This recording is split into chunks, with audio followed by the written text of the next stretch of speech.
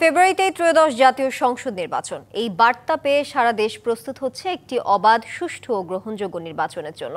ভোটের এই হাওয়ায় কি ভাবছেন সাধারণ মানুষ থেকে শুরু করে আগামীর জনপ্রতিনিধিরা, সে কথা জানাতে ডিবিসি নিউজের ইলেকশন এক্সপ্রেস ছুটে যাবে সবগুলো সংসদীয় আসনে।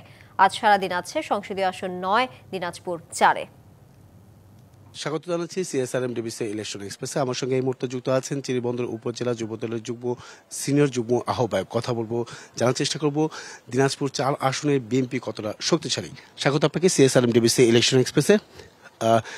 আপনারা আসলে কাকে যোগ্য প্রার্থী মনে করছেন এবং কেন? জাতীয়তাবাদী দল কেন্দ্রীয় কমিটির অন্যতম সদস্য এবং সাবেক এমপি আলহাজ আখতারুজ্জামান মিয়াকে আমরা যোগ্য প্রার্থী মনে করছি, কারণ তার সাংগঠনিক অবস্থা এতটাই শক্তিশালী, এটা আসলে আমাদের চিন্তারও বাইরে। তৃণমূল পর্যায়ের সংগঠনকে শক্তিশালী করার জন্য যা যা করা দরকার সেটি তার মধ্যে আছে, এবং তিনি গ্রামে অবস্থান করেন এবং জনগণের সাথেই সার্বক্ষণিক মিশে থাকেন।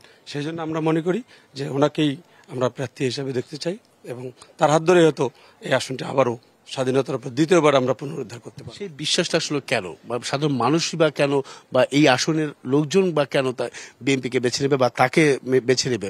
পাশাপাশি এই 16 বছরে আপনারা যে ধরনের কর্মকাণ্ড আপনারা করতে পারেননি বা সাধারণ মানুষের কাছে দোরগোড়া পৌঁছাতে পারেননি সেভাবে, তারপরেও কেন বিএনপিকে বেছে নেবে? জি, ঠিকই বলেছেন, আমরা পৌঁছাতে পারিনি, এটা অন্য কোথাও হয়তো হয়েছে। আমাদের যিনি নেতা আলহাজ আখতারুজ্জামান মিয়া, উনি কিন্তু গ্রামে অবস্থান করেন এবং গ্রামের মানুষের সঙ্গেই থাকেন। মানুষ হিসেবে যদি বলেন, তার সমালোচনা করার মতো আমার মনে হয়, যদি ব্যক্তিগত আক্রোশ না থাকে, দলীয়ভাবে সমালোচনা করার মতো কোনো সুযোগ তার নাই। সেটা না হয় নেতাকর্মীদের জন্য সংগ্রাম করেছেন, আন্দোলন করেছেন, দলের জন্য করেছেন, কিন্তু সাধারণ মানুষের জন্য আসলে কতটুকু কি করতে পেরেছেন সে বিষয়টা? সারা বাংলাদেশে যদি আমি বলি, কোনো আসন থেকে এটি একমাত্র আসন যিনি আখতারুজ্জামান মিয়া গ্রামে অবস্থান করেন এবং প্রতিটি মানুষের সাথে তার নিবিড় সম্পর্ক। কি ধরনের কাজ করেছেন? তিনি সামাজিক কাজ, কেউ মারা গেছে, কোথাও দাওয়াত খেতে হবে, কোনো লোকের বিপদে এগিয়ে আসতে হবে, কেউ মারা গেছে, সেখানে পোস্টমর্টেম একটা আসামিকে পুলিশ জোর করে করাচ্ছে বা যে কোনো ধরনের কর্মকাণ্ডে তাকে মানুষ 24 ঘন্টায় পায়, তার দরজাটা বাড়ির খোলা থাকে। রাজনীতির জন্য তার আলাদা দরজা, তার ফ্যামিলির জন্য তার আলাদা দরজা। সেই কারণেই মামলা হামলা যত এসেছে সবগুলো তিনি নিজ হাতেই তা ফেস করেছেন। প্রত্যেকটা নেতাকর্মীর জন্য কোর্টের বারান্দায় দাঁড়িয়ে থেকেছে। এই আসনের জন্য নতুন কোনো পরিকল্পনা আছে কিনা তার, বা কি ধরনের প্রতিশ্রুতি নিয়ে যেতে পারে সাধারণ মানুষের কাছে? জি, ওনার পরিকল্পনা অবশ্যই আছে, যেহেতু উনি একবার এমপি ছিলেন। এই এলাকার উন্নয়ন কোথায় করতে হবে, প্রত্যেকটি রাস্তাঘাট, প্রত্যেকটা মৌজা ওয়ার্ডই তার পদচারণা অবিরামভাবে চলছে। সেই জন্য উনি জানেন কি কি পরিকল্পনা ওনার আছেন, উনি সবই জানেন। আমরা মনে করি উনি নির্বাচিত হয়ে আসলে অতি দ্রুতই, মুহূর্তের মধ্যেই ম্যাজিক দেখায় এই এলাকার উন্নয়ন করতে পারবেন।